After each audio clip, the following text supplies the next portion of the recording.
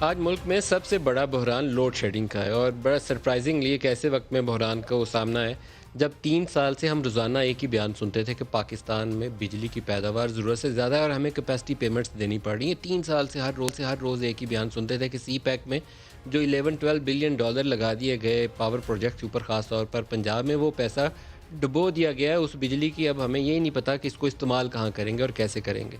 ایک زمانہ تھا پاکستان پیپلز پارٹی کا، اس دور کے اندر 2008 سے 13 کے اندر اس قدر بدترین لوڈ شیڈنگ کا سامنا تھا پورے ملک کو، اور ہر 1 گھنٹے کے بعد 1 گھنٹہ لوڈ شیڈنگ ہوا کرتی تھی۔ سی پیک کے اندر پاور پروجیکٹس کے اندر ہیویلی انویسٹ کیا گیا، اور اس کے نتیجے میں لوڈ شیڈنگ سبسٹینشلی کم ہوگی، بلکہ کہنا چاہیے کہ بیشتر علاقوں میں ختم ہوگی۔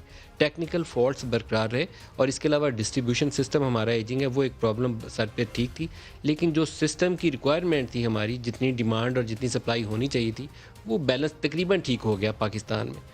3 سال کے بعد اچانک کیا ہوا آج کہ 1500 میگا واٹ، اور آج صرف لوڈ شیڈنگ نہیں ہوئی، یہ پچھلے کئی روز سے ان اناؤنس لوڈ شیڈنگ جاری تھی۔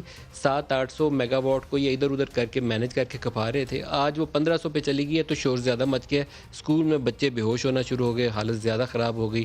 قومی اسمبلی کے اندر نور عالم نے زوردار تقریر کر دی کہ ہمارے علاقوں میں بجلی نہیں آ رہی، تو پتہ باقی لوگوں کو بھی چل گیا۔ تو یہ کرائسس کیوں ہے؟ اس کی وجہ کیا ہے؟ اگر وہ بجلی ہمارے ہاں ضرورت سے زیادہ پیدا ہو رہی تھی تو بجلی راتوں رات کہاں غائب ہوگی؟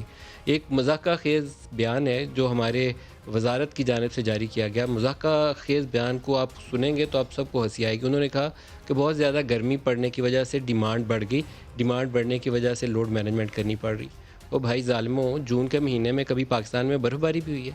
جون کے مہینے میں گرمی پڑتی ہے، اور جون جولائی اگست کے مہینوں میں پیک کرتی ہے ڈیمانڈ، اور پیک ونٹر منتھ جو ہوتے ہیں دسمبر جنوری فروری، اس میں آپ کی ڈیمانڈ نیچے چلی جاتی ہے، کیونکہ ایئر کنڈیشننگ کا ایک ایکسیس آتی ہے جو آپ کو ڈیمانڈ کو اوپر لے جاتی ہے۔ جب ایئر کنڈیشننگ کا لوڈ ختم ہوتا ہے تو پھر آپ کی ڈیمانڈ نیچے چلی جاتی ہے۔ بالکل ایسے ہی آپ سسٹم میں اس کی گنجائش رکھتے ہیں۔ تو اگر اس کے علاوہ آپ نے کوئی لطیفہ ہمیں سنانا ہے یا کچھ ایسی طفل تسلیاں دینی ہیں تو نہ دیجیے، کیونکہ جن کے بچے آج اسکولوں میں بے ہوش پڑے ہوئے ہیں یا جو رات ساری سے جاگ کے دفتر صبح آئے ہوں گے، وہ آپ کو کافی دعائیں دیں گے۔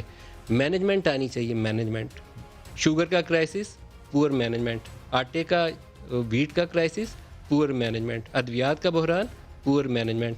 LNG کا، پیٹرولیم پروڈکٹس کا کرائسس، پور مینجمنٹ۔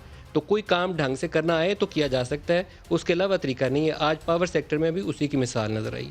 ایک ہمارے باکمال وزیر ہیں، انہوں نے ہماری ایئر لائن بٹھائی، ان کو کریڈٹ جانا چاہیے، ٹرافی دینی چاہیے۔ انہوں نے پوری PIA بٹھا دی۔ PIA لاسز کے باوجود چلتی تھی، لیکن ان کی کوششوں سے ایک ہی بیان سے بیٹھ گئی۔ اب ہمارے ریلویز کے وزیر ہیں، انہوں نے آج ایک بیان دیا سی پیک کے اوپر، جو مرضی باتیں کی ہوئی ہوں لیکن ہر پاکستان چاہے اس پروجیکٹ کو اون کرتا ہے۔ فوج اون کرے گی، نواز شریف اون کرے گا، پیپلز پارٹی اون کرے گی، سارے کہیں گے ہم لے کر آئے ہیں، ہمارا ہی پروجیکٹ ہے۔ سی پیک کے اوپر ML1 کیوں تاخیر کا شکار ہوئی، اس کے اوپر اعظم سواتی صاحب کا بیان باقاعدہ چارج شیٹ ہے، دکھائیے گا جی۔ لاسٹ ویک چیئرمین صاحب کی اور میری چائنیز ایمبیسڈر سے یہ بات ہوئی، ML1 کے اندر جو شرائط آپ نے کی ہم نے اس کو مان لیا۔ ہم نے ہر صورت کے اندر اپنے پورے ریلوے ٹریک کو جو ہے وہ اپ گریڈ کرنا ہے، اس کے علاوہ کوئی دوسرا رستہ ہے نہیں۔ کہ 5 مہینے سے میں انتظار کر رہا ہوں کہ مجھے حکم ہو، چائنیز ایمبیسڈرز کو مختلف طور پہ بتایا ہے کہ اگر یہ نہیں ہو سکتا تو یہ کریں، یہ نہیں ہو، میں نے تو یہاں تک کہا ہے کہ کم از کم یہ فیز 1 جو ہے جس پہ ٹوٹل خرچہ آپ کا $2.4 بلین آتا ہے، یہ اگر ہم شروع کر دیں اور اس کے بعد جو ہے اگر کوئی مسئلہ ہے جو میں مسئلہ نہیں سمجھتا تو پھر کم از کم جو ہے باقی ہم بعد میں کر لیں گے، لیکن یہ فیز 1 جو ہمارا خطرناک ہے، اور میں نے ان کو بھی یہ باور کرایا کہ اس میں انسانی جانوں کا ضائع ہونے کا خطرہ ہے۔